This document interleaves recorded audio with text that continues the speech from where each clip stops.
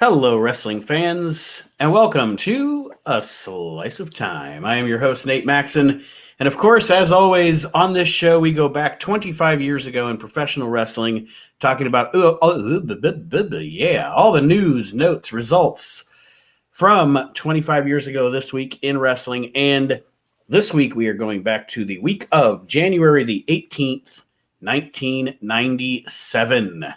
Going back, and I have two special co-hosts this week. First of all, the host of If You Smell What the Arch is Cooking here on the WrestleNet Radio Podcast Network, Mr. Archie Mitchell. What's up, everybody? It's good to be here again. I love this show. You all know that. I'm only here for one reason, though. There are indie results this week, yes. Good, so good. That is in the contract. I will provide them. Yeah. And, of course, the host of The Year That Was here on the network, and, of course, the host of Reliving the Extreme, my brother Aaron Maxon is here. Hello. I don't know if I'm the host. Well, you're one of the hosts. I think we're all the hosts. One of the hosts.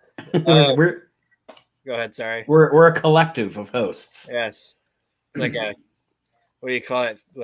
Co-op. Yeah, co-op. We're co-oping the extreme. Co-oping the extreme. Chad Austin runs the lake.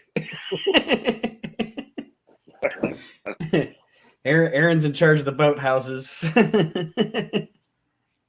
Well, anyway, that being said, again, we're going back to the week of the 18th of January, 97, this week on Slice of Time. And, of course, as always, we have to credit the Pro Wrestling Torch newsletter for the results and the news that we provide you each week. It's fun to go back in time and see everything going on behind the scenes and etc.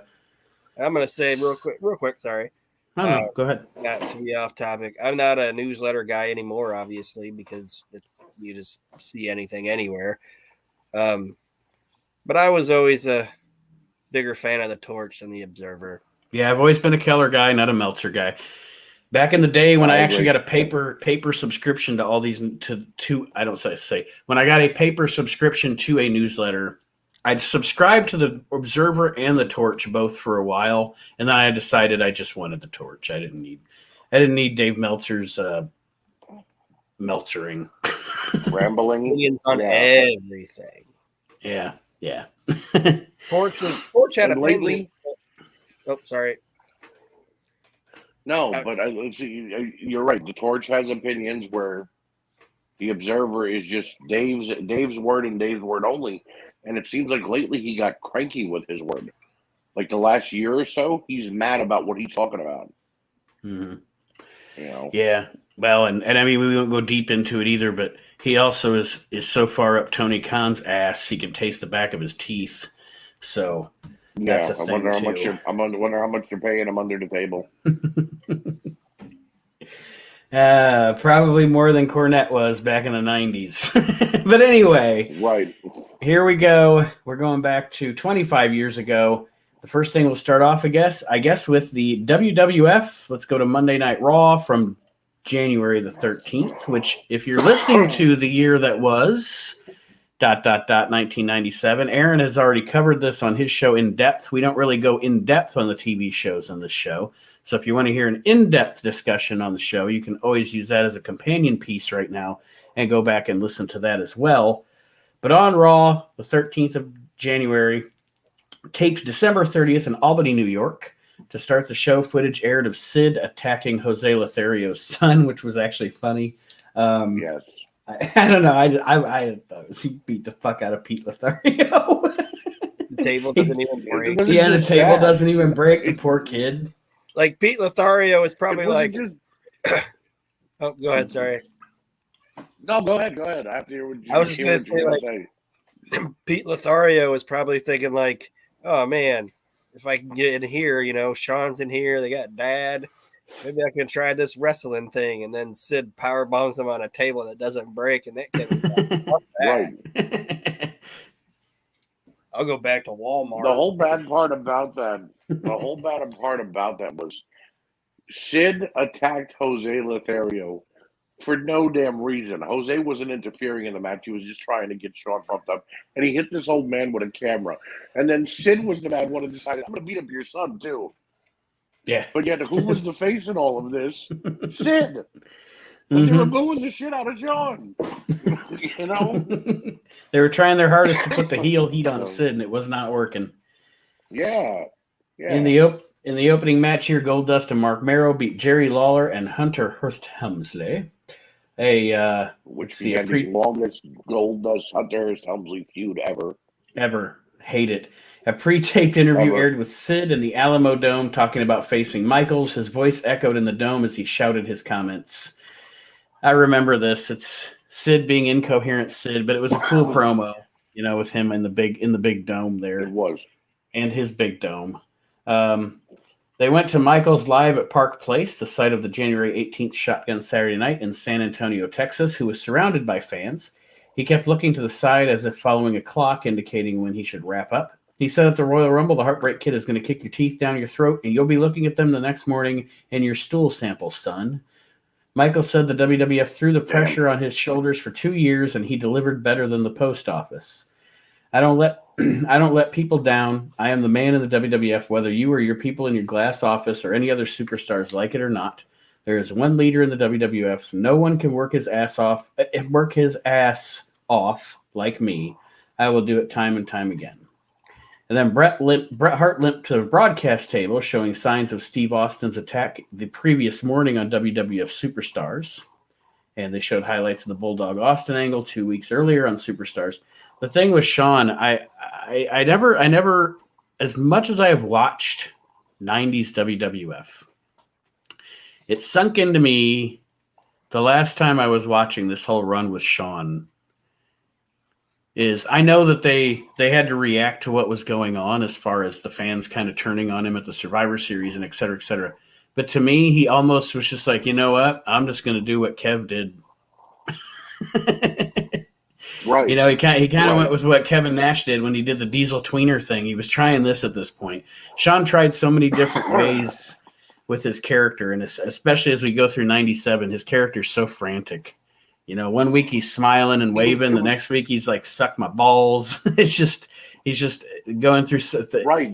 You're going with his character on the journey he was going on in his life at this time. Right. It was a roller coaster, but you could almost see deep down inside a child yelling, "Please like me, please, for the love of God, just like me, because if you don't, they might fire me." Right. He was almost feeling like if Vince stopped believing in him, he'd get fired. But I also think slightly he knew if he got fired, he had a cushy job waiting in WCW. He would have been World Heavyweight Champion, but he would have been with Kevin and Scott and Sean. So Rocky Maivia beat the British Bulldog via countout. McMahon interviewed the Nation of Domination, who were in the locker room. Crush talked about facing Undertaker next on the show. In a rare WWF timeline snafu, McMahon pointed out that Rocky Maivia, who was among the fans surrounding Michaels live at the San Antonio bar. Rocky, of course, had just finished his match against the Bulldog. How did he get to San Antonio so fast? Well, the mistake wasn't lost on McMahon and Honky Tonk Man. Honky told McMahon to put his glasses back on because Rocky can't be in two places at once, apparently pretending it was a Rocky lookalike. Someone is going to take heat for that mistake. That's funny.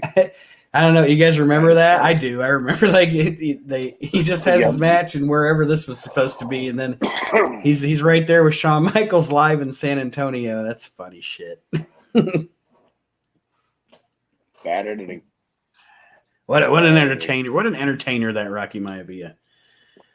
And then the Undertaker beat. I don't know. Crush. Go ahead. I was going to say I don't know. I don't think Rocky Maivia ever got over. Oh yeah, who'd he ever beat? Kind of booed out the door thing. Yeah, he beat Triple H and Mark Merrow.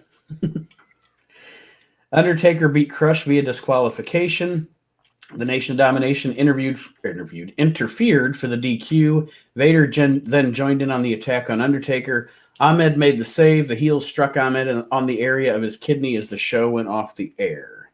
So there is Monday Night Raw from the 13th. Let's check out some WWF news here.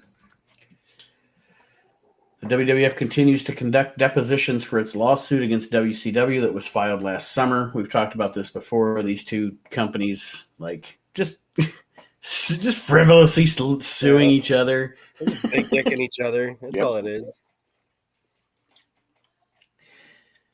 The following is the list of the 28 of the 30 wrestlers in the Royal Rumble. Terry Funk, Rocky Maivia, Flash Funk, Bulldog, Hunter, Mil Mascaras, Henry Godwin, Diesel, The Sultan, Bret Hart, Goldust, Cybernetico, Piroth, Savio Vega, Ahmed Johnson, Mark Marrow, Razor Ramon, Steve Austin, Mankind, The Undertaker, Double J, Crush, Owen Hart, Latin Lover, Farouk, Bart Gunn, The Executioner, and Vader. I don't think Executioner actually makes it to the Rumble, but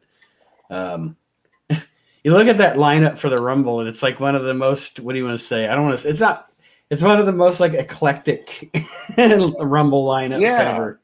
What is going on? Yeah.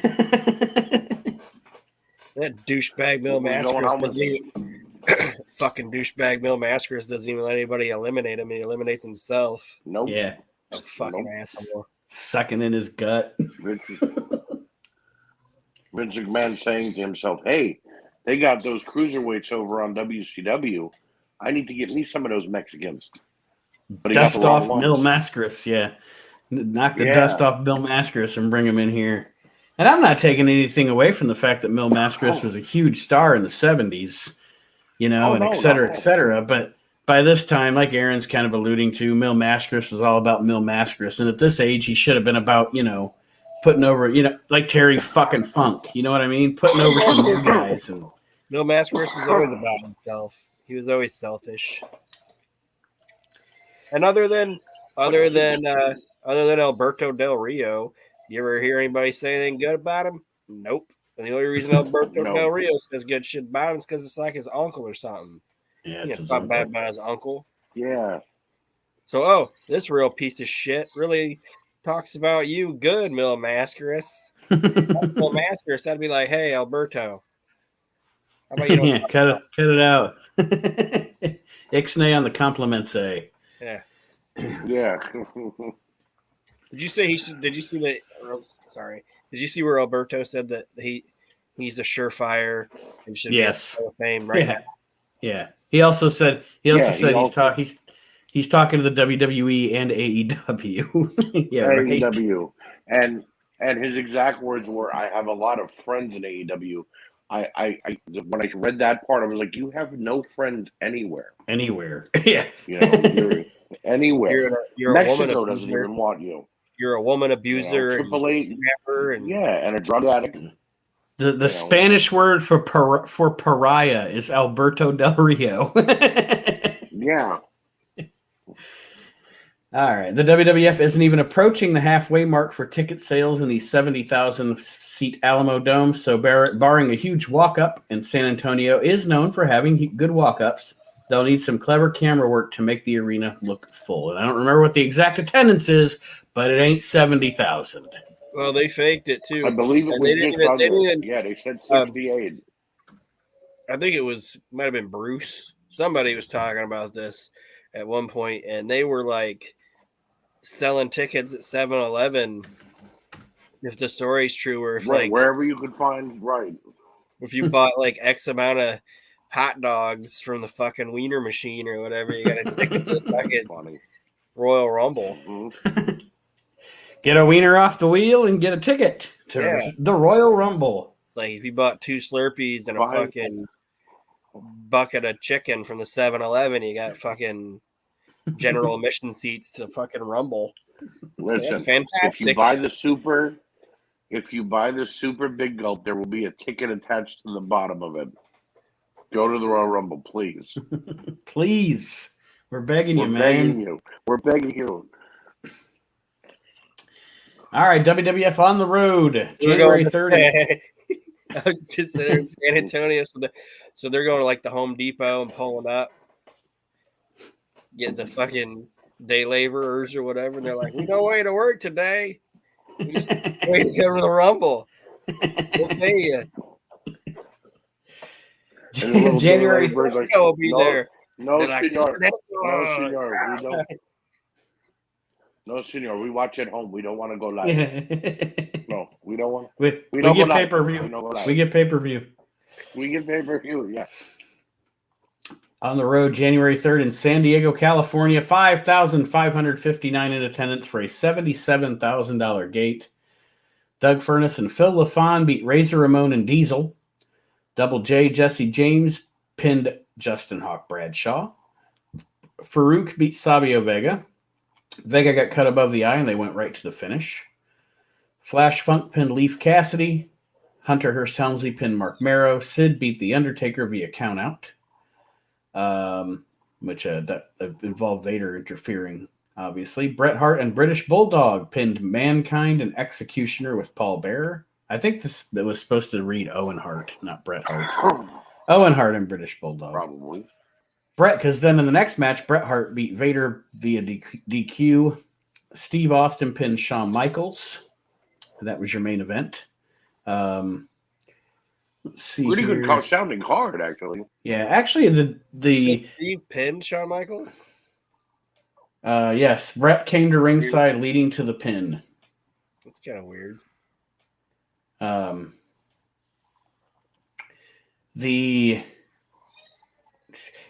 the shows in the Aaron and I got to go actually to a couple of house shows in Toledo in 96 and 97, and their house shows were on fire at this time. Like this was the time where they had a crew of guys that were now going out looking at themselves as underdogs against WCW, and I mean they were lighting it up, man. Right. I mean the house shows were great. And I'm not saying the Raws and stuff, the matches and stuff weren't, but I'm just saying like they were putting that extra effort in, we want people to come back next time we're in town. So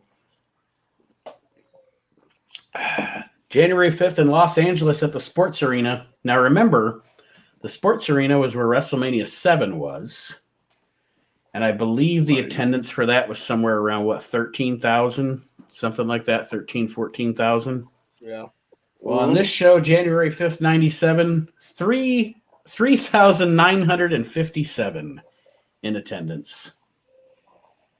Double J beat Bradshaw, Farouk beat Vega, Hunter beat Marrow, Sid beat Taker via countout, Bulldog and Owen beat Mankind and Executioner, Bret beat Vader, and Austin beat Michaels when Bret interfered and brawled Michaels to the back. So pretty much the same show. The next show, they actually shook up they did, okay. January 10th in San Jose, they did 3,900 people in Los Angeles, and then 5 days later, they did almost 11,000 in San Jose. That's insane. That's what I was going to say. Like, if I was a wrestling promoter, unless it was a pay-per-view, I would never go to Los Angeles. Ever. Just because there's so much shit to do. You're not an attraction when you're there. You're just something that's going on. You know what I mean? Mm-hmm. Mm-hmm. That's true. I wouldn't do it. But it's a fucking money pit. You're just losing money going there. I don't know why. Right. Like you said, if you're going to go for a pay-per-view or something for the attraction, then that's one thing. Something you've been selling for 3 months or, you know what I mean? Mm-hmm. Yeah. At this time, yeah. But if I was just like, let's just have a house show in Los Angeles, be like, no. I wouldn't do it. No. Well, in San Jose. 3 days in San Jose anyway. So the most wonderful weather in the world from everything I've ever heard. The perfect weather in San Jose. Flash Funk. What's that? Do you know the way? To San Jose? Yeah, the song. Bum, bum, bum, bum, bum, bum, bum, San Jose. That's the song. Archie, did you ever hear the story about how Pat Sajak got discovered by Merv Griffin? No. He was the weatherman in San Jose, California. And he said being the weatherman in San Jose, California is the most boring fucking job on the planet because every day it's 75 degrees and partly cloudy and it's beautiful. Okay. So you have no like horrible weather to report on or anything like that. So he started doing like to spice up his weather thing and really just to entertain himself. He started doing like goofy little gimmicks and stuff during his weather report. And that got him discovered by Merv Griffin, and that's how he got to be a game show host. It was because he was bored as the weatherman in San Jose. Right. And you know what? I don't watch Wheel of Fortune on a daily basis or anything like that, but I do watch like clips and shit like that. Mhm. He's fucking funny. He That's is. Jack's He funny is. on there. And big head on that guy. But Yeah. anyway. Yes. Let's real quick. Merv Griffin said that about people too. He said the way you know somebody's going to be good, like a good game show host or television personality, is if they have a big head because it stands out. It's funny. All right, to the San Jose card. Flash Funk beat Salvatore Sincere. The Godwins and Bart Gunn beat Owen Hart, the British Bulldog, and Bradshaw. The Sultan beat Aldo Montoya. Hunter Helmsley defeated Bret Hart and Steve Austin in a triangle match. How's that? Hunter pinned both Bret Hart and Austin each time after interference from the other. After the match, Bret put Austin in the sharpshooter, and several referees had to break it up. All right, that makes sense. Ahmed Johnson beat Crush. It does make better sense. Yeah. It's better with context, absolutely. Right. Ahmed Johnson beat Crush. The Undertaker fought Vader to a double countout, and Shawn Michaels beat Mankind after a super kick. And then they pretty much did the same card the next night in Anaheim at the Pond. 5,000 at the Pond in attendance. Jesus, those are some really pretty weird. From two WrestleMania arenas. And, Yeah. Apparently, the people in San Jose were starved for wrestling or something. Right. I mean, maybe there's a lot of shit going on in Anaheim too. And then where Disney's at. Is it? I don't know. Being honest, I don't know. Let's see here. So now we'll go to WCW. Monday Nitro, January the 13th, live at the New Orleans Superdome. The show's opening montage was interrupted by the Giant breaking into the NWO locker room. A bunch of security held back the Giant as he yelled at them and called them cowards. Tony Schiavone and Larry Zbyszko opened the program and explained that the Giant was upset because Hulk Hogan had backed out of putting the WCW title on the line at NWO sold out pay-per-view. The atmosphere at the Dome looked pretty impressive with a huge-looking crowd. Chavo Guerrero beat Mr. JL. Disneyland is in Anaheim. I was right. Okay. Not that anybody cares. Gene Okerlund interviewed Hacksaw Duggan, who preached the purple and yellow of WCW. That never caught on. He told Sting not to be wishy-washy and to be a man and declare his allegiance. Duggan then entered the ring waving the WCW flag. Sting came up from... Gigantic. Yes, and it is, it's huge. It's like one of those flags in front of a car dealership. You can barely control it. It's fucking gigantic. Like I said, that never caught on. I think that was something they were going to try to do, like the purple and the yellow or whatever. And yeah, they even put Duggan in purple and gold for a minute. It's like, that looks bad. Fucking Barney.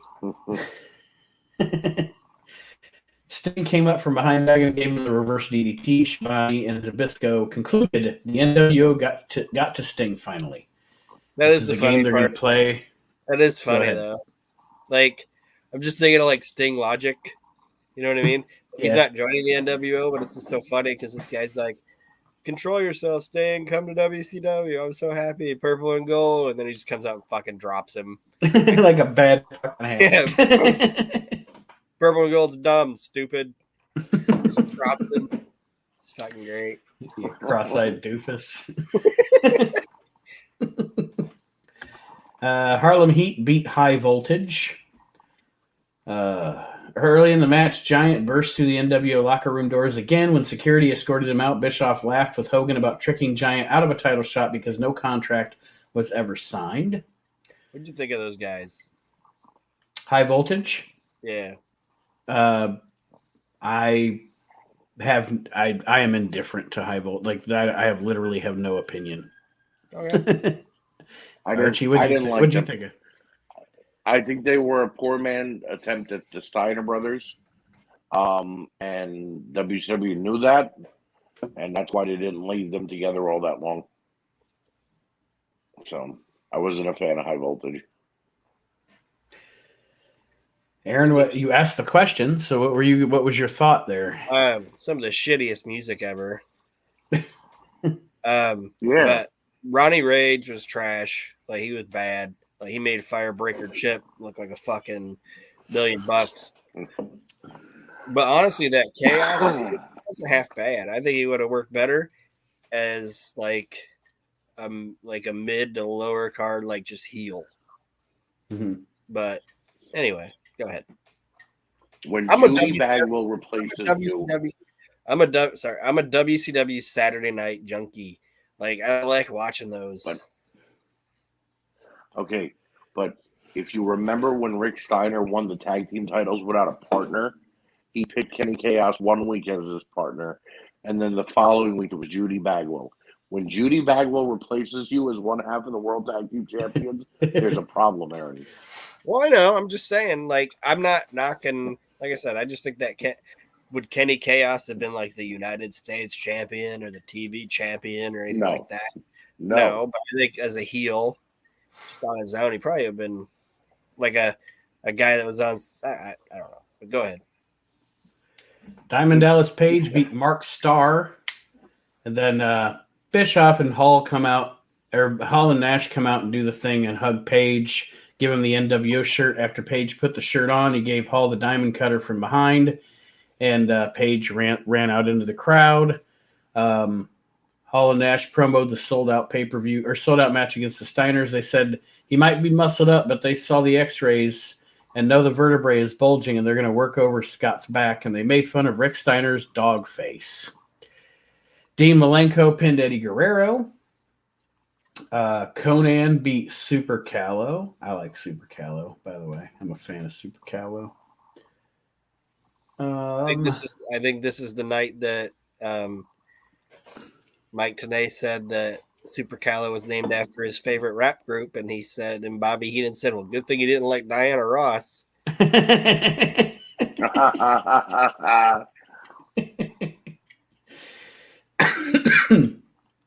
Jeff Jarrett pinned Chris Benoit. Scotty Riggs beat Billy Kidman.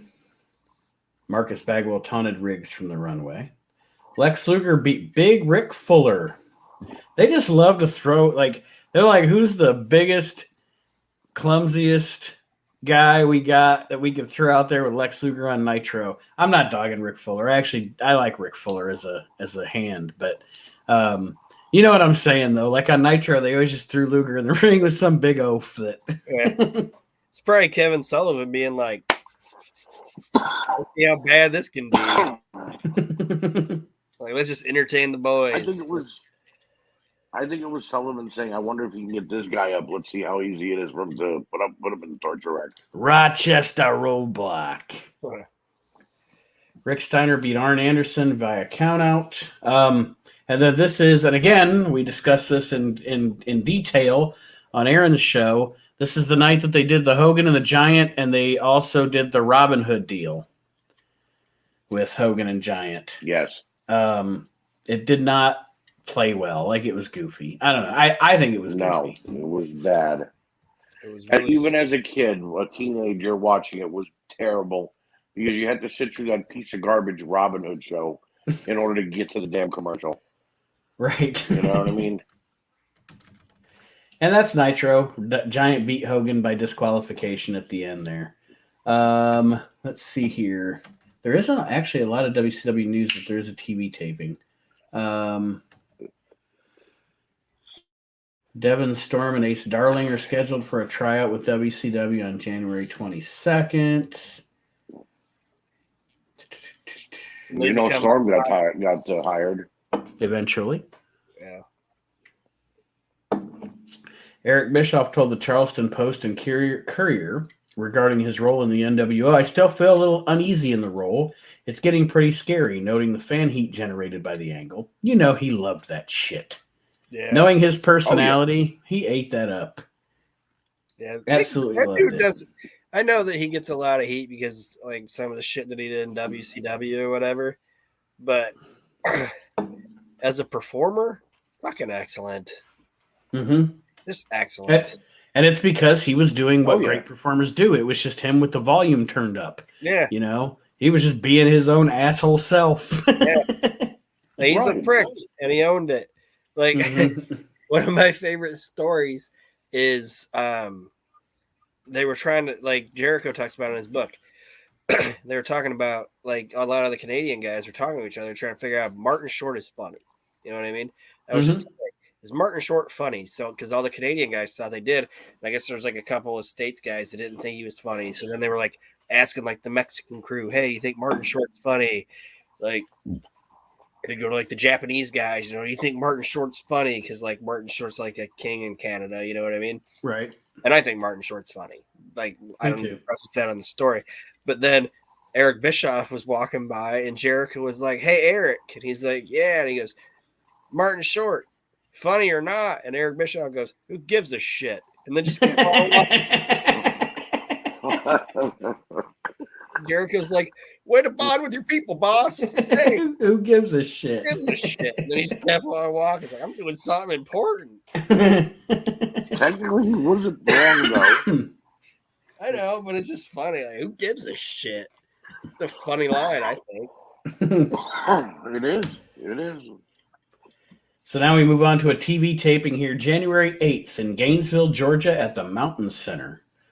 1,400 people. It's a sellout in that place, apparently. Scotty Riggs fought Jeff Jarrett to a double countout in a match scheduled for the January 18th main event show. Said Gainesville, Georgia. Yeah, Mountain Center in Gainesville, Georgia. During the match, Marcus Bagwell ran in and attacked Jarrett, but then turned and attacked Riggs. Bagwell and Riggs brawled to the back after the no contest was declared. And then the January 11th edition of Saturday Night was taped. Alex Wright beat Super Callow with a belly-to-back suplex into a bridge. I'm sure that was a good match. Ice Train beat Tombstone. Was Tombstone 911? Yes. Yes, he was. So, Ice Train beat 911. I mean, you said Mhm. Gainesville had 14,000 people. No. The Mountain Center at 1,400, it says 1,400 is a sellout. It has 1,400 in attendance. Damn. I thought you said 14,000. I was gonna be like, Oh, really? no. I looked it up real quick and I was like, "There's 42,000 people in that town." I was like, "They got 14,000 on Right. the show." No. Good job, whoever did that fucking thing. But go ahead, sorry. Hugh Morris beat Cheetah Kid. Which was Rocco Rock. Yes. Diamond Dallas Page beat Bobby Eaton. Really? Yeah. Unless they had somebody else doing Rocco's gimmick, he was the that was Rocco's gimmick.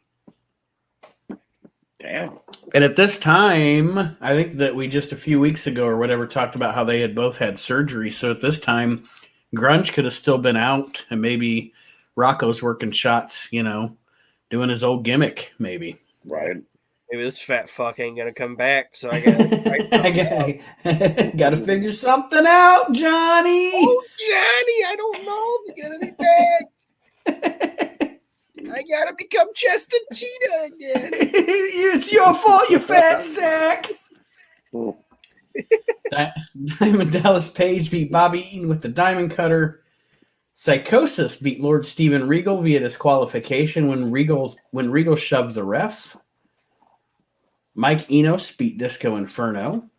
Good. La Parka beat Scott Armstrong with a springboard. I shouldn't say good about no Disco. one should ever lose to the Disco. No one should ever lose to the Disco Inferno. Well, no, I shouldn't say anything bad about Disco. Like Disco Inferno. Why? Well, Archie's like, why? I'll say this: Disco Inferno as a personality is fun. As a wrestler, no, but as like a personality, I like it. As a person in 2022, he sucks. Okay, I mean, I don't know him personally. But I also don't know. He's been Beefcake. doing. Yeah, well, Beefcake's another fucker on his own. But over the last 2 months, Disco's been doing interviews saying that wrestlers today don't know how to work. In his day, he and the boys knew how to draw money. Guys like Drew McIntyre and Seth Rollins are what's killing the business. And finally, CM Punk spoke up and left him a comment on one of his sayings on his on his Twitter and told him, "You never drew $1, and you just so happened to sneak into the NWO Wolfpack because you put on a shirt one day on television. Who are you to decide what can make and break a star in 2022?" Punk's not wrong. No. And also, he's also not wrong that Disco, and like Aaron said, I'm not going to take anything away from Disco. It is what it is. He was fine. But Punk's not wrong. Disco never drew a dime. Disco was on cards where somebody else was drawing the dimes. Yeah. But Right. he was just a part of the show. And again, I'm not a fan. Like, there was some things Disco. I used to think it was funny when he'd like be dancing on the stage and Road Warrior Hawk would come out, you know, and he'd do the little chicken shit thing. But yeah.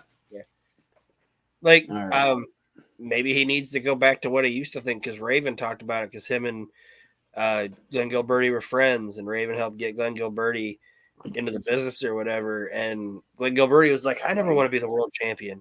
He's like, "I just want to be the honky tonk man." Like, "That's all I want to be." It's like, "I don't want to be Hulk Hogan. I just want to be the honky tonk man. I want to have a steady career. I don't have to do much. It's just my personality." Yeah.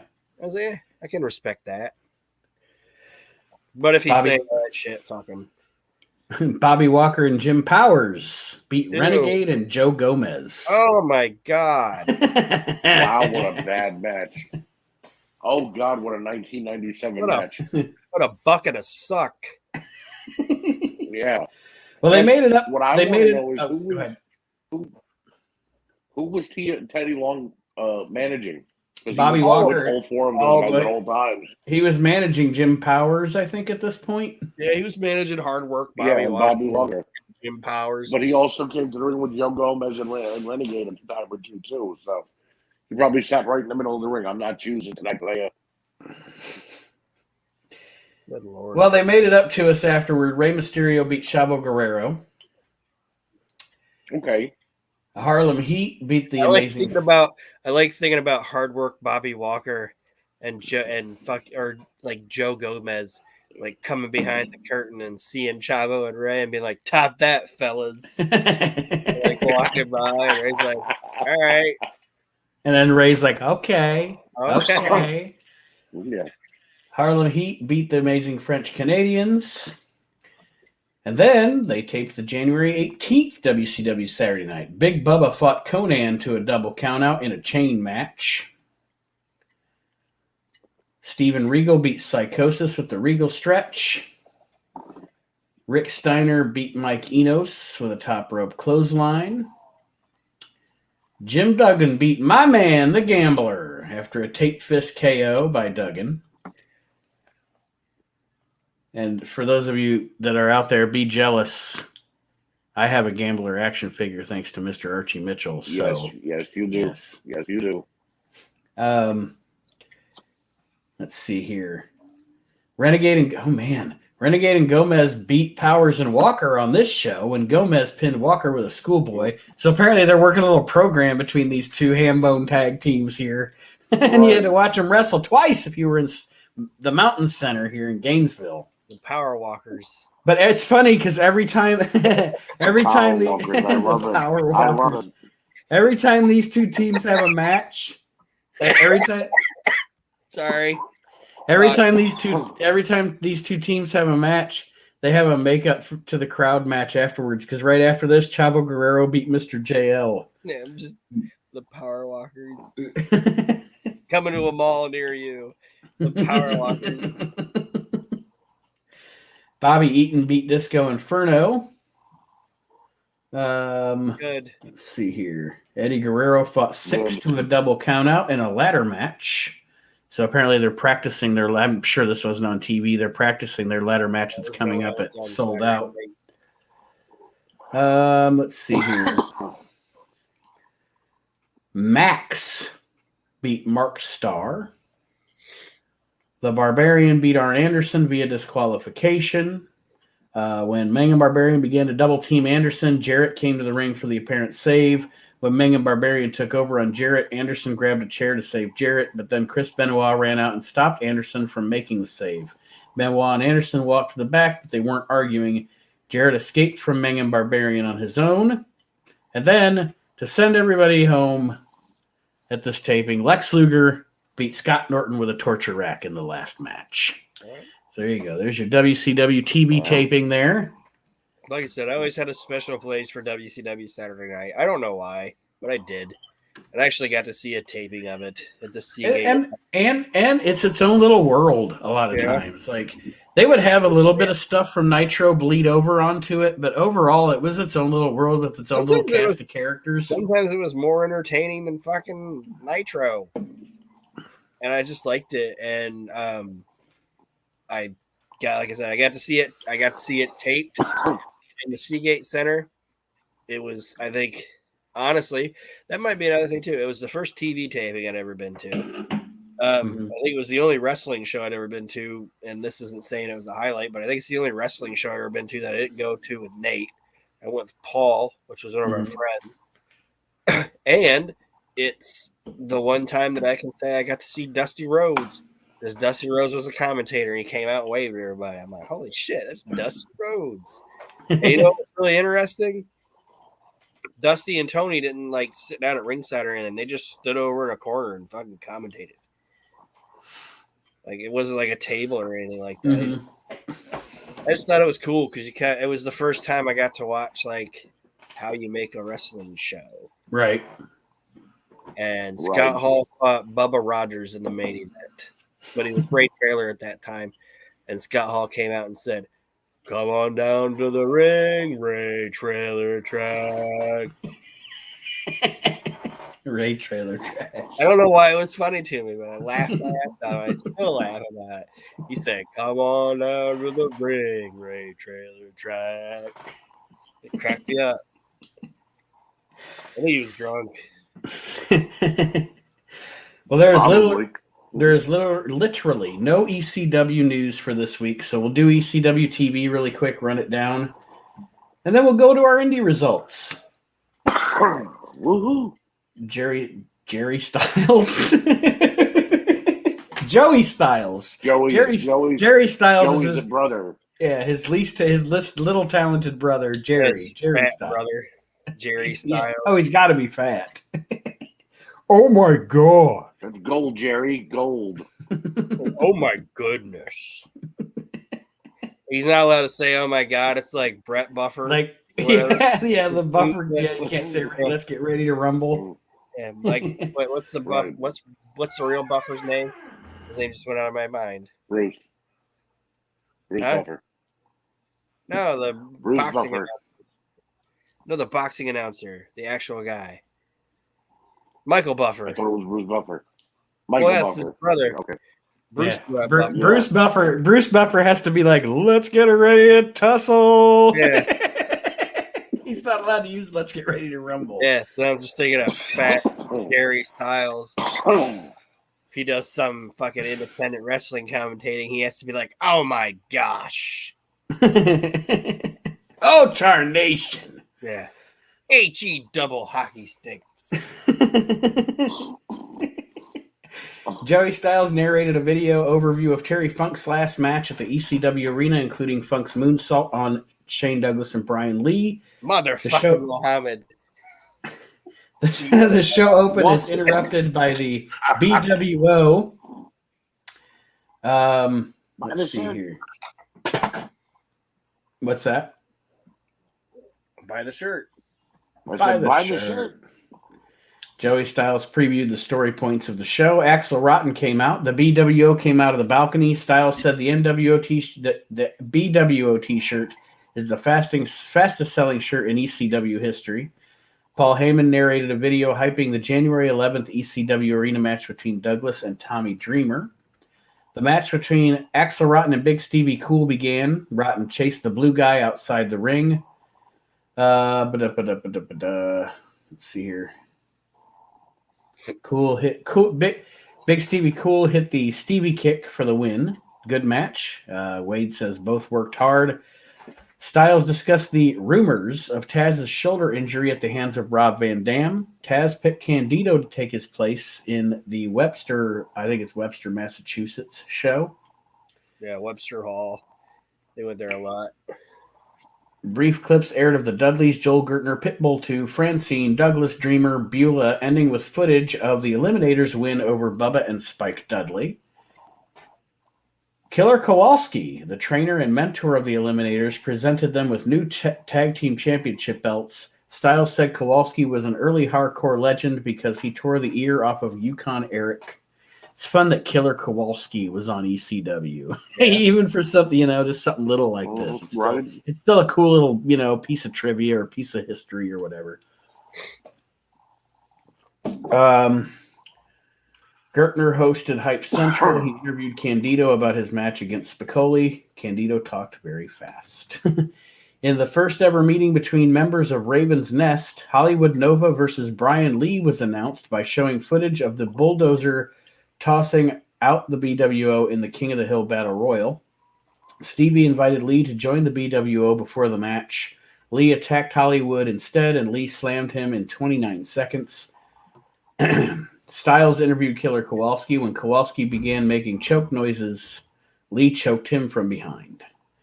ECW TV moves so fast. Like it's hard to even read it. I'm like, okay. The Eliminators were interviewed. Perry Saturn said they never take anything personally, but they will now, and challenged Lee and Candido.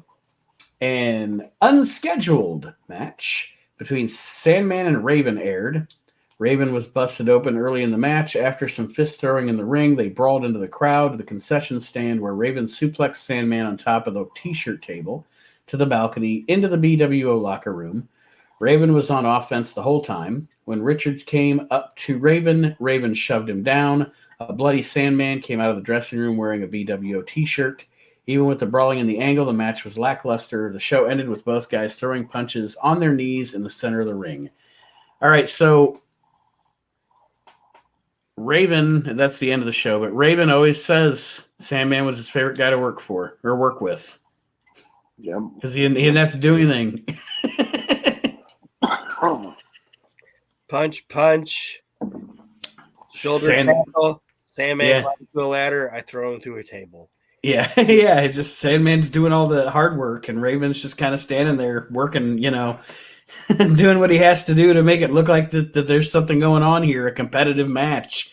But all right, so that's ECW TV. Like I said, there's not any ECW news to report this week, any backstage, anything like that. And I have to take a pee break, and then we'll do indies, and we'll be done. Pee break. I'm gonna do the same thing. Okay. I'll be here.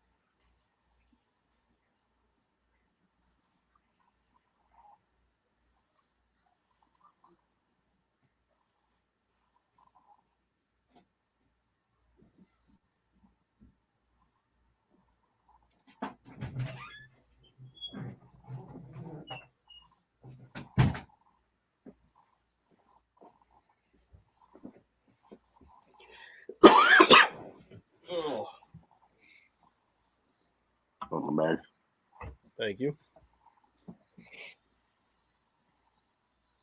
Oh, man.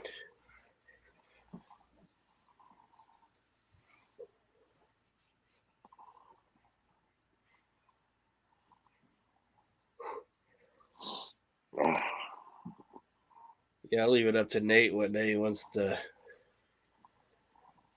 do my show. I said something about Sunday because I actually get to open on Sunday and I get off at 5. I don't know when he works or anything. Right. I'm not sure what day what he said. I think he said he's supposed to be done with early Sunday, but I'm not sure.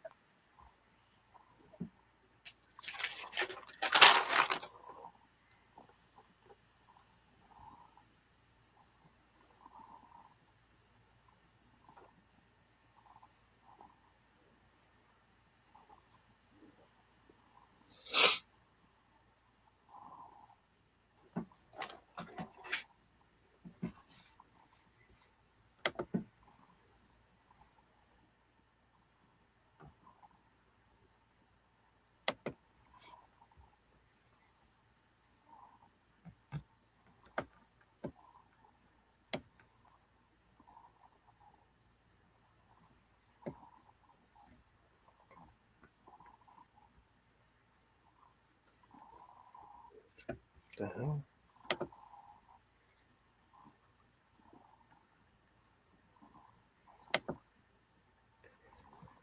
Oh, let's see who's winning here.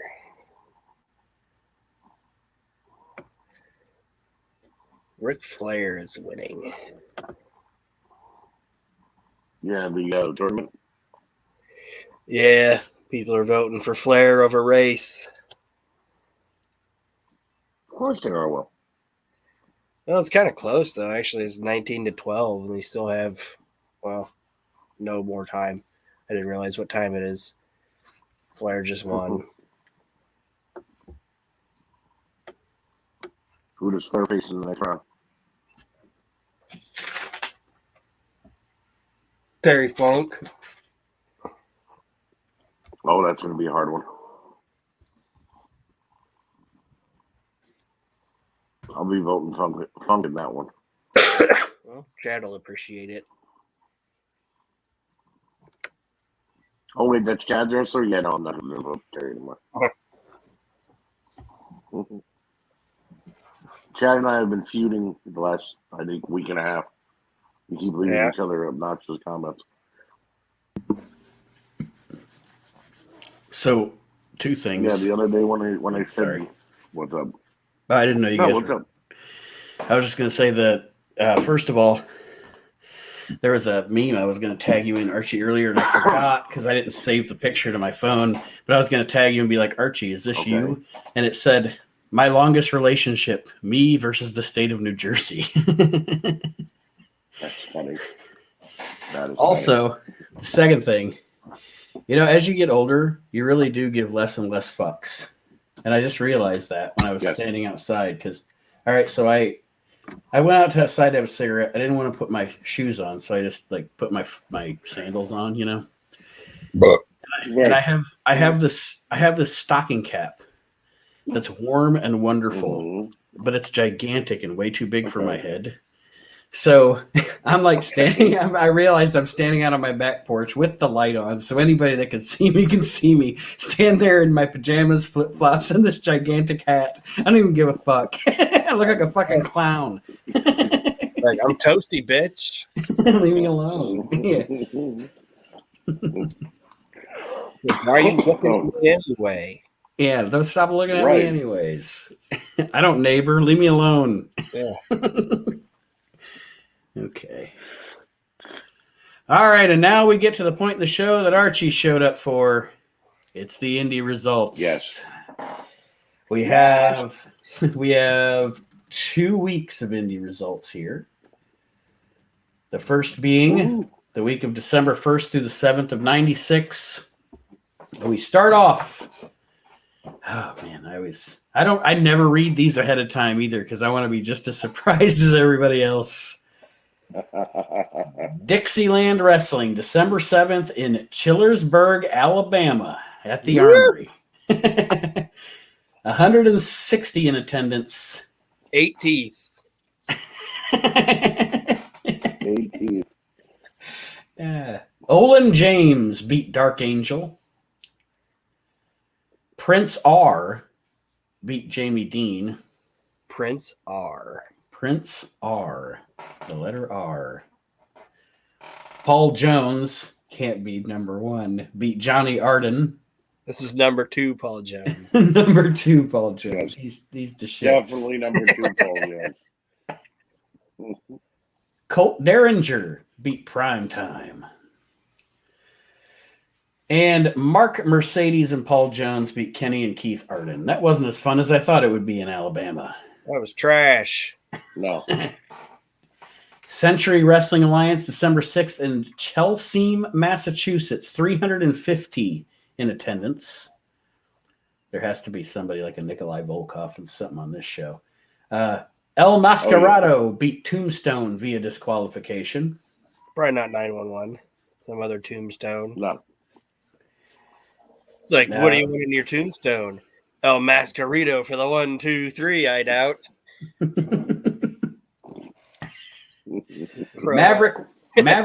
Maverick Wild. Buddy, I'm making chicken salad out of chicken shit, man. Nobody gave me any love on that. I love the no doubt.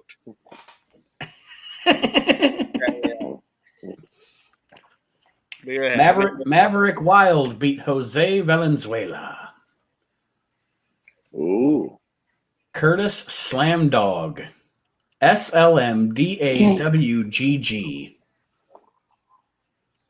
Beat Why the do you need 2 Mercenary. last names? Right. He's a Curtis fat, Slam Dog. he's a fat black man. Not saying anything against him, but that's a fat black He's man. definitely doing the PN News / Men on a Mission gimmick. Yeah, he's Aaron- dancing and shit. Air jump. Like, not that there's anything wrong with that, but that's probably what he is. Well, no, I'm just saying, like, I'm not profiling. I'm just saying that sounds like a fat black man that comes out to, like, what is this? You said this is 97. 97. So He's still coming out to slam Onyx. or tag team Or jump. No, Yeah. he's coming out to He's still jump by House of Pain. He could still come out, but he could still come out to like a 94 rap song and be okay. Yeah. There's 2021 indie wrestlers that come out to House of Pain, Archie. Oh, yeah. That's like a standard. This guy's coming out not to jump around. He's coming out to like jump by crisscross. You know what I mean? Something like That's funny. that. And his clothes are backwards. Nobody can tell. The whole fucking show is backwards. Not this show, but the show we're talking about. Go ahead. Rick Fuller beat Danny Justice. This guy's like, I was just on Nitro wrestling Lex Luger. Right. And now I'm wrestling this fucking guy. Now I'm wrestling Dick Douglas or whatever he said his name was. What was Dick his name? Douglas would be better than Danny Justice. Oh, Danny Justice. Boston bad boy Tony Rumble beat Sheikh Mohammed Hussein via disqualification to retain the CWA New England Heavyweight title. So this was one of his shows. More than likely. Real Deal Joel Davis hold them that title in the 90s. beat Singapore Slayer. So does he Singapore kill Slayer. people from Singapore? Right. Or is he a Slayer from Singapore? Interesting. We'd have to ask him. But, I don't want to go to that bridge that he's living under. So I think if his name was the Singaporean Slayer, then he would be a guy from Singapore who slays. Yeah, I'll find out what Aldi's he works at, and I'll ask him about it. All right. Please. he'll be like, all right, so I used to kill people in Singapore. That was my gimmick. But please remember to return your cart, sir. Yeah, if you want your quarterback. Do you have your own bags, or do you want to buy a box? Yeah. Pink Assassin. Weird place, the Aldi's. So weird. The Pink Assassin? Pink Assassin beat Primetime Paul Zine to retain the light heavyweight title. Gross. Okay, wait. In order for there to be a Pink Assassin, therefore there are other colors roaming around. And Primetime pulls up. he actually took the time to rhyme his last name with his nickname. I took the time to rhyme prime time and Paul Zine. And Pink Assassin, tonight you're going down because you're the name of a dildo, my friend. Yeah. Oh no, the jackrabbit is coming out to interfere. And they come out to Good Vibrations by the Beach Boys. That's good. That's good. Yeah. Vic Steamboat beat Knuckles Nelson via Pink disqualification. Assassin's partner is? Steamboat? Vic Steamboat, yes. Who's Pink Assassin? Who's Pink Pink Assassin's Assassin's partner? The Plug. Oh. He's shaped like Grimace. Colt Majors beat the Prankster. I'm going to give you props on the Good Vibrations, Joe. Oh no. Thank you. Best joke The prankster. Professional wrestling, did we need a prankster? I mean, The Prankster. The Prankster is a Yes, wrestler? Colt Majors beat the Prankster. like, I'm going to try to put this in a small package. No, wait, smell my flower. It doesn't do anything for me. Dungeon Master beat Tony Atlas in the main event. Dungeon Master. You said it was going to be Nikolai Goldvolkov, but we got Tony Atlas. It was Tony Atlas. Sorry to disappoint. The Pink Pounder, or whatever his name was. What was it? The Pink Pounder? The Pink Assassin. Pink Assassin. Pink Assassin. The Pink Pounder. Assassin shows up. The Pink Pounder. Ba-dum, ba-dum, ba-dum, ba-dum, ba-dum, ba-dum, ba-dum. Up All right. Billy, he shows up. Fucking, he's got like his little dick. He's got his dick hat on, and he's like vibrating down the ring. And fucking Tony Atlas is in the back, like. Ultimate Championship Wrestling, December 6th in Queens, New York, at the Elks Lodge. The Shark Attack Kid beat Giant Paul Loria. Yeah, it doesn't have an attendance here, but I'm sure it wasn't a lot. The Shark Attack Kid beat, probably more like, beat Giant Paul Loria to retain the light heavyweight title. All right. I always found it funny when Paul Loria would call himself the Giant. The Giant, yeah. It was always so funny. Yeah. The Dodge City Hitmen beat the Berlin Bombers. Okay. Fucking Nazis. They Okay. deserve it. Jimmy D. definitely Ranger. Jimmy D. Ranger. Jimmy D. Ranger beat the Kamikaze Kid. So is he Jimmy that's deranged? Yeah, or is he Jimmy who is the ranger of like a park? You know what? It's good. Forest Ranger. Is that what he is? Well, it's not Jimmy the Ranger. No, like, is he a Forest Right. Ranger? You said this was in Queens? Mm-hmm. So he's like going out in Queens, New York, being like, only you can prevent forest fires. Only you can prevent apartment fires. We don't have a forest. We live in a concrete jungle. The closest thing we have is a park. Leave us alone. Yeah. Where's the Tiger Pink Assassin when you need him? Tiger Khan beat Storm and Mike Norman, one of our classic ECW jobbers from Reliving the Extreme.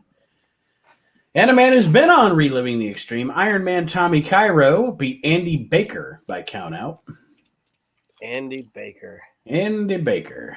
Sounds like a crummy, like, comedian from the 90s. Right. Opened up for Paula Poundstone. Had the same haircut. Right. Same suit on. Same pantsuit, yeah. Shoulder pads. Horrible jokes. Yeah. You're a more unfunny fucking 90s comedian than Paula Poundstone. Not really. She was terrible. Please welcome Andy Baker. Oh, God, not this guy again. She was just not funny at all. No. Mm-mm. No, she was bad. Paula Poundstone. I haven't thought of her in fucking ever. Big creature.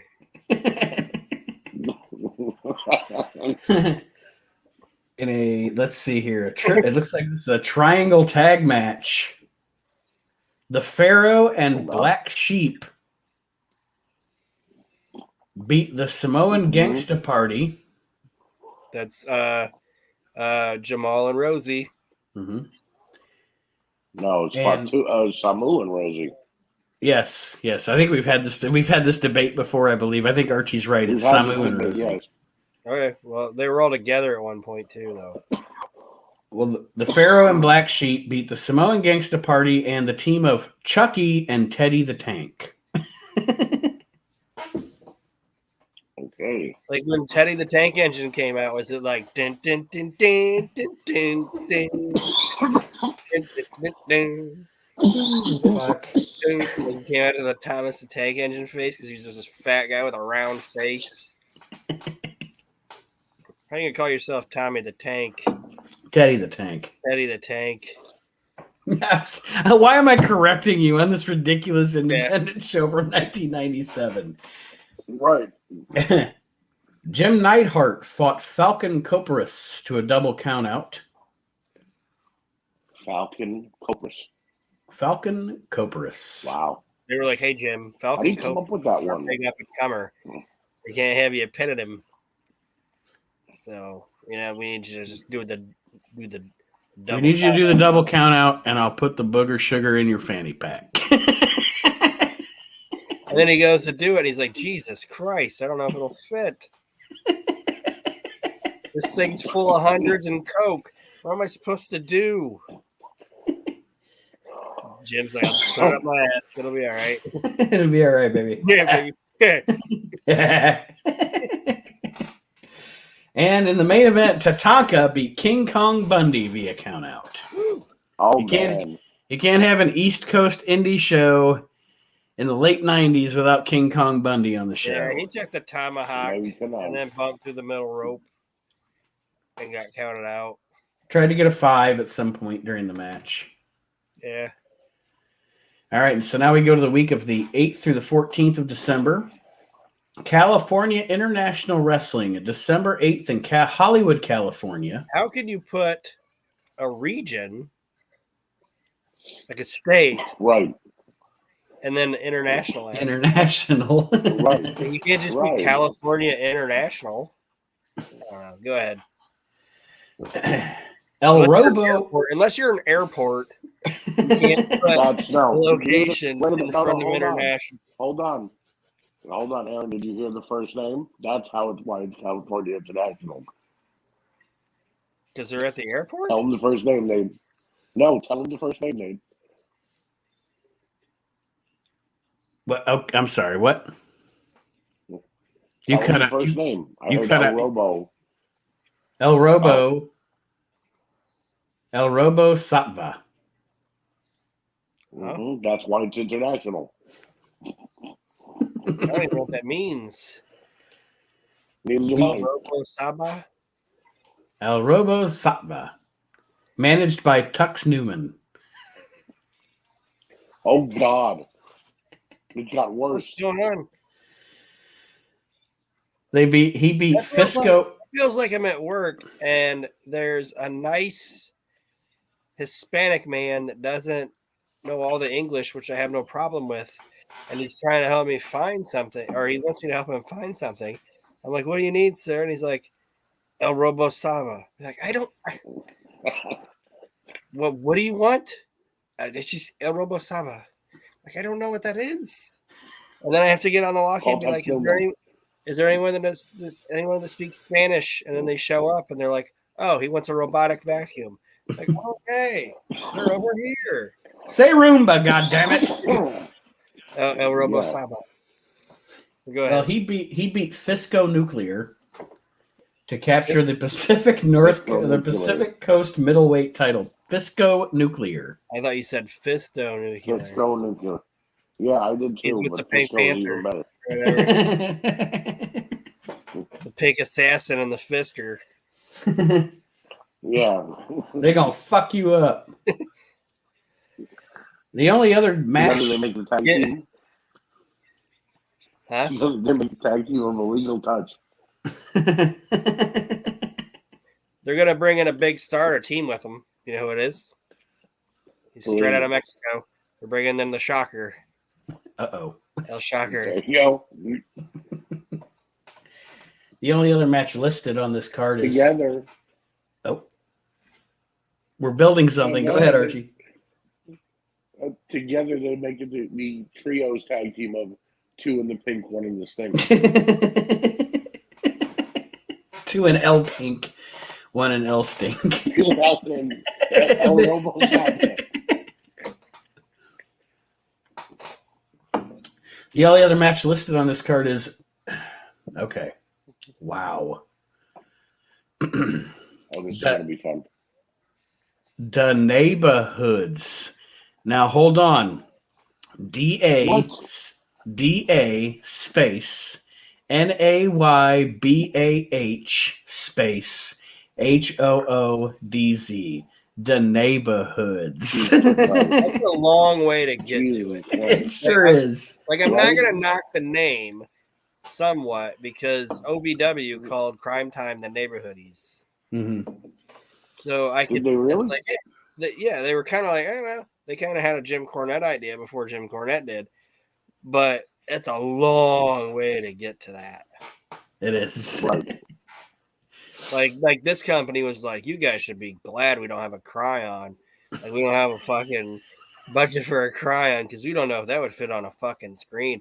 Could you imagine trying to fit that on like a 1997 television? Take up the whole screen. Yeah. Good Lord. Right. Well, the Neighborhoods, I have to say it like that just because it's spelled that way. The Neighborhoods. They beat Dixie Demon and Ebony Blade to become the Pacific Coast Tag Team Champions. Well, if you're putting your dick in the demon, you better buy him dinner first. Right. Right. So that was California International Wrestling. Yes. There was nothing international, and it shouldn't have been in California. It shouldn't have even happened. Right. Southern Championship Wrestling, December 13th in Clinton, South Carolina at the Armory. Denny Cooley beat the Russian Assassin. Kid Dynamite beat Sergeant Jack Renegade. Does he need the first name? Okay. No. Like, shouldn't he just be Sergeant Renegade? How can he be a soldier but be a renegade? Right. Whatever. Cruiser Lewis beat J.W. Steele. Fucking loser, Lewis. Mickey, M-I-K-K-I, fought Mad Max Miles to a draw. Triple M. Jimmy Valiant beat Jim Studd. Probably one of his fucking students that he Jim Studd? It's one of his students that he fleeced. Pay me $2,500 and I'll put you in the Hall of Fame with fucking Bruce Pobance. Johnny Dollar and Freedom Fighter beat Nightmare and JJ Justice. Johnny Dollar should have been teaming up with somebody else. Yeah. You know, it's funny. Like, I was just thinking about when I was reading that match. Like, there's probably in 1997, or 96, there was probably context to this that we have no idea about. Right. So we just make fun of it. Right. These guys are working hard. They shot an angle. They shot an angle last week at the nightclub. Right. And in the main event, yeah, it's in your name, man. And then the main event, Desperado beat Jake Mulligan. Oh, Jake Mulligan. Mid-Atlantic Championship Wrestling, December 14th in Rockingham, North Carolina. Willie Clay and Mad Max beat Willie. I don't know Willie Clay. And Mad Max beat Mike Maverick and, here's our guy, One Man Posse. Remember him? One Man Posse. Yeah. They got One Man Posse on their show, and they're trying to tell you that Mid-Atlantic is coming back to the area. Fucking unoriginal bitches. This is our announcer, Bob Bottle. Yeah, Bob Bottle and Davy Bob Bottle. Socket. Davy Socket.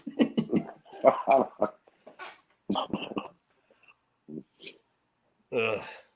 Kiss her, one man posse. Kiss her on the lips. Yeah. Our main event, Roly Roly Pepper, will be here. Roly, roly pepper. In the next match, Gravedigger fought Dream Warrior to a double disqualification. So you got probably an Undertaker imitator and an Ultimate Warrior imitator. Right. Oh, without a doubt.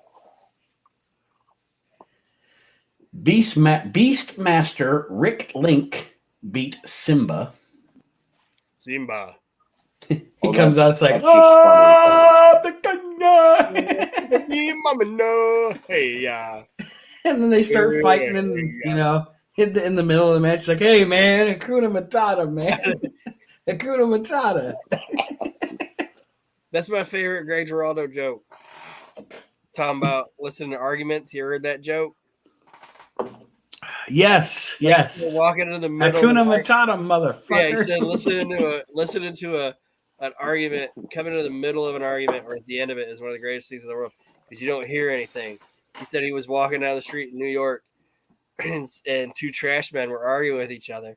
And the one trash guy goes, Hakuna Matata, motherfucker. So he's just thinking of these guys. With no context. Out of context. He's just thinking about these guys all day just hanging off the back of the trash truck. Like, what's the best Disney song? And somebody's like, you got a friend in me. And he's like, no. So you got a friend in me. And then he fucking snaps. He's like, no, Hakuna Matata, motherfucker. Motherfucker. Yeah. Next match here, Billy Simmons beat Pez Watley. All right. As Watley. Shasta. Bambi beat Peggy Lee to win the women's title. All right, two big broads going at Okay. it. Around forever. Oh, definitely. Ron Studd beat Kevin Kirby. Ron Studd, of course, the Yeti. And then the Patriot, on this show being played by Jackie Fulton, beat the Iron Sheik. Okay. All right. I saw some show Jackie Fulton's having in Centerville, and that fucking thing is stacked. I'm like, good Lord. Is it Jackie or Bobby? Oh, Bobby, sorry. You said Jackie was playing the... Yeah, Jackie Fulton. Bobby was. No, Bobby's got a fucking Centerville show. It's fucking stacked. Oh, yeah. Well, Bobby Fulton is one of those guys that everybody loves. I know, that's what I'm saying. So he just picks up the phone. He's like, hey, Barbarian, you come in for my show. It's the same thing I just told, because you know Tommy. Yeah. He was reading me the show. He's like, listen, look at this show in Centerville. What the hell? I was like, you said Centerville? I said, yeah. He's like, yeah. I was like, oh, it's Bobby Fulton's town, man. That dude, everybody loves Bobby Fulton. It's a fucking humble hillbilly. Everybody fucking loves him. He's got everybody on this goddamn thing. But go ahead. Sorry. World Star Wrestling Federation. December 8th. In Shenandoah Valley, Pennsylvania. 225 in attendance. Terminator 2. Pinned corporal punishment. Why wouldn't he have beat they just called him Judgment Day for one day. Right. Go corporal punishment.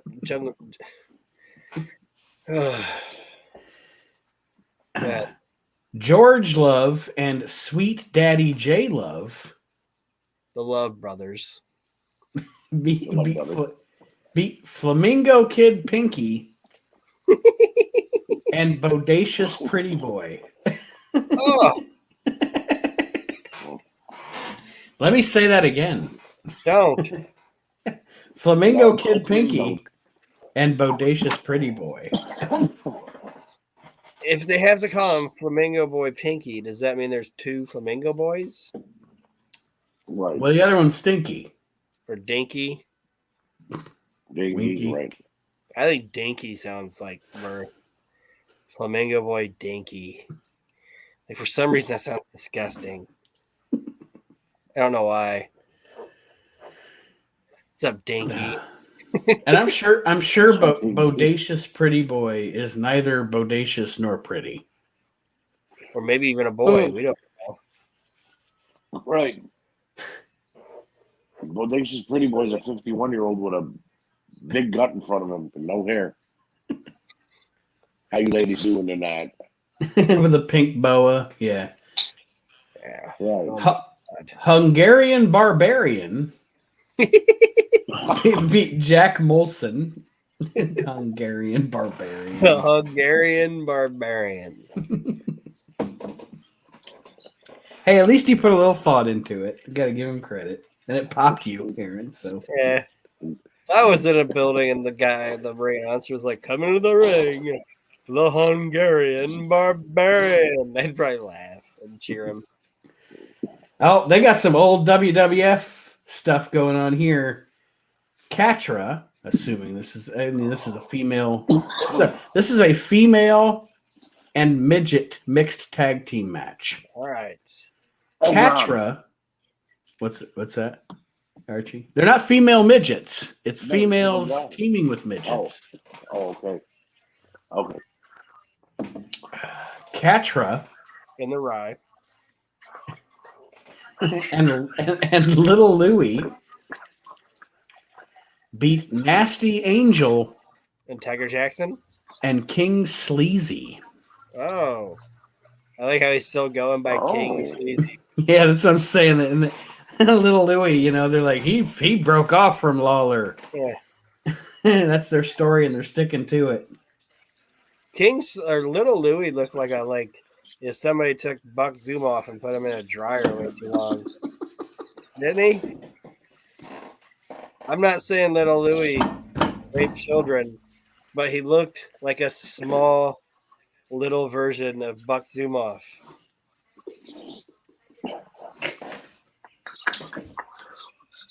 What? Now that you said it, I see it. I know, right? Like that hair that just goes like this. You know what I mean? And that fucking mustache. Oh, shit. And a fucking pervert midget. The Buck. The Buck. Look at him zoom off out of here. That's fucking ridiculous. All right. Compose yourself. Sean Foley, managed by Alpha. That's random. Beat Mad Russian. Doink the Clown, Ray Apollo. Pinned Jack Molson. So why wouldn't, if he's on a card with Doink, why wouldn't Little Louie play a midget clown?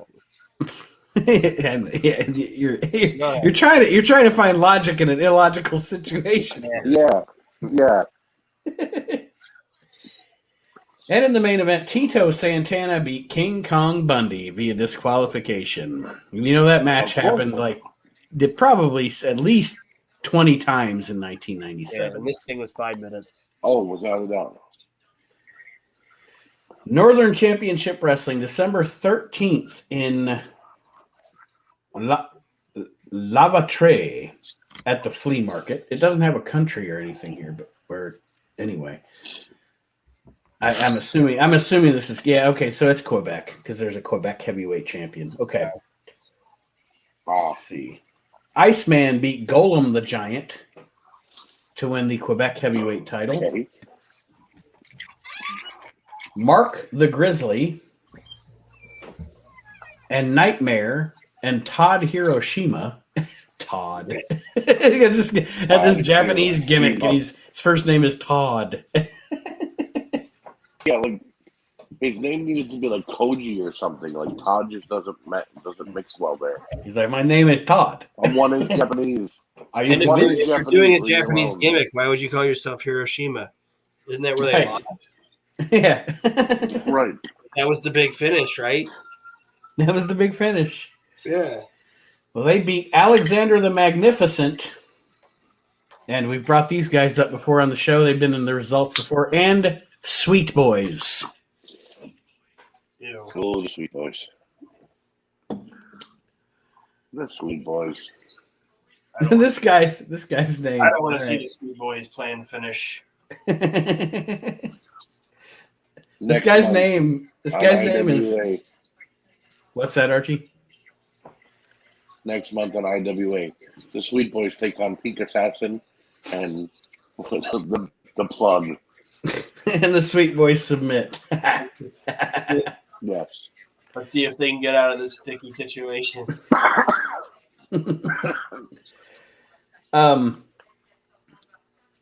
This guy's name, the next guy, this is a triangle match. The Gentleman and Nightmare lost to Essel Crap. Essel Crap. ESEL, that's his first name. His last name is spelled KRAP. Essel Crap. Essel Crap. Could you imagine Can you? being a wrestling trainer and you get this guy through school and you get everybody lined up and you're like, all right, we need a name. We need a name now. I'll give you 6 months to think about this. Yeah, he's like, I'm going to be. This is in Quebec, right? Yeah, Quebec. He's like, I'm going to be. I've been thinking about this, and I think this is a good name, no? Essel Crap. Crap with a K. Crap with a K. With the K. It's okay. It's crap with a K. Essel Crap. Good name, no? You told us to give ourselves names based on how well we did. Well, I'm Crap. You said I was the Sheets. Well, he beat Gentleman and Nightmare in a triangle match to retain the TV title. Like, your name should not sound like Asshole Crap. Right. Like, that's the first thing they teach you in wrestling school. Be like, all right, everybody, line up. We're going to teach you the very first thing you need to know. And they're like, oh, I was going to have how to do a flat back. Like, nope. They're like, all right, hitting the ropes, right? They're like, no. The first thing we need you to do is remember that whatever name you pick, it should not sound like Asshole Crap. And that guy was like, yes, this guy was like, fuck the rules. Resistance, chocolate bleu. What you guys don't realize is he missed day one. He came in on day two, and they were like, okay, so they were talking about names yesterday. Yes, I am Essel Crap. Oh, wait, no, you didn't. No, that's my name. It's funny. He missed day one. He did really good on day two. They're like, Asshole Crap takes the best flat back I've ever seen. Asshole Crap. Can the name of the show this week be Asshole Crap? Are you not allowed to put down something? I can use stars or something. It's with the K. It's okay.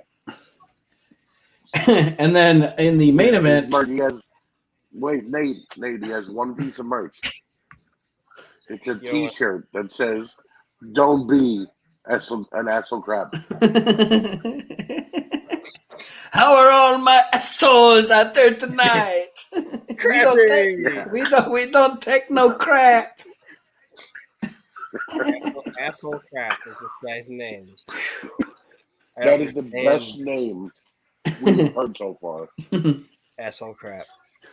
And in the main event, Frank Blues beat Mike the Fanatic Boy. Sounds like somebody that would be on Stern's show. Right. Hey, Baba Booey, who do we have this week? We have Mike the Fanatic Boy. Mike the Fanatic Boy.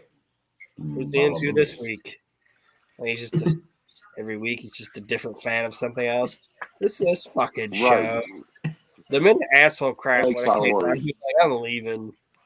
I don't even want to see what Asshole Crap does at the end of this thing. All right, then we move on to Ultimate Championship Wrestling, December 8th in New York at the Deer Park Community Center. Samoan Gangsta Party beat Dodge City Hitmen.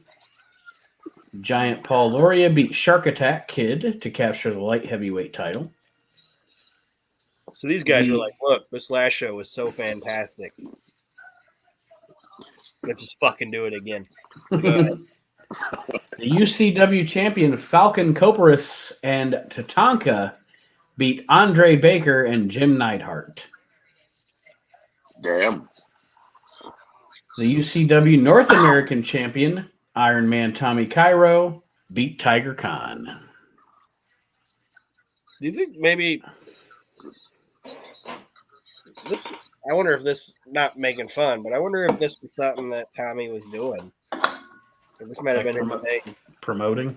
Yeah, because he talked about promoting and everything. So I wonder if this was his. Well, we're supposed to hopefully have him on the We Can't Wrestle podcast in February, so maybe we can ask him about it. All right. And then the last show, you could ask him if he ever had any interest in reaching out to Canada and booking asshole crap. Asshole crap. He'd be like, "Yeah, he was a Peter Puffer." Yeah, flat back like a sumbitch though. Fantastic.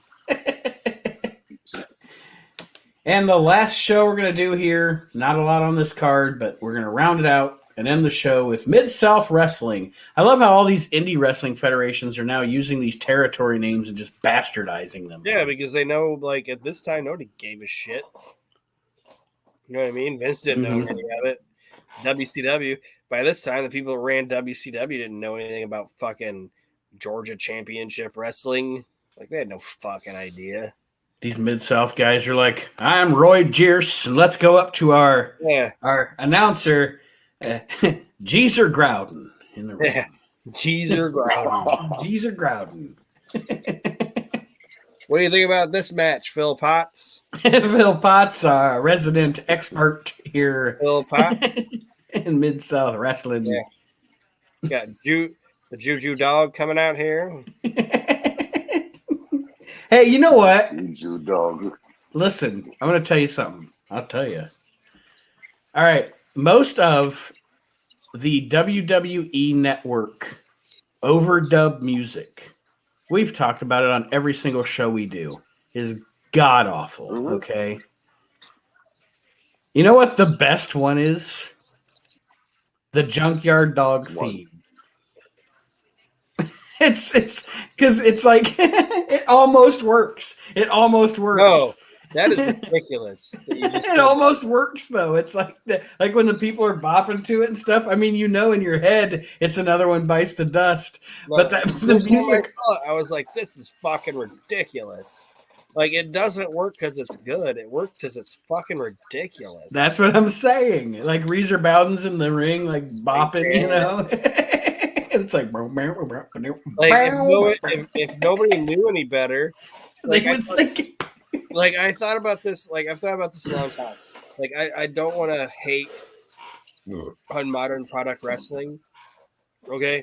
Because I like to think about kids. You know what I mean? Like I got into wrestling when I was a kid, and when I started watching wrestling, I saw like Ric Flair and Hulk Hogan and all this stuff, you know, but I didn't know anything about Luthez, and I didn't know anything about, like, how do I want to say it, like Andre the Giant before he was just Andre the Giant, big, you know what I mean? Right. And like Nate and I used to joke all the time that when Sean and Caitlin watched wrestling, all they knew at first was Ric Flair was this crazy old dude that showed up one day. You know what I mean? Like they didn't know about like the NWA champion in 1984 and all this shit. So if you continue liking it, you start learning about the past of it. You know what I mean?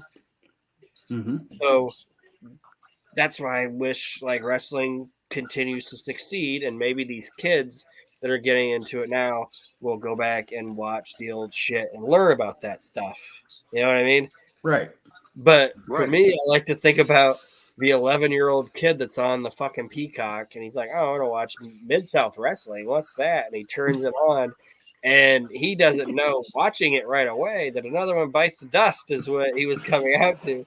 He just sees this wacky ass fucking music and thinks in like 1984 or whatever These fucking people were just getting it to this wacky ass music.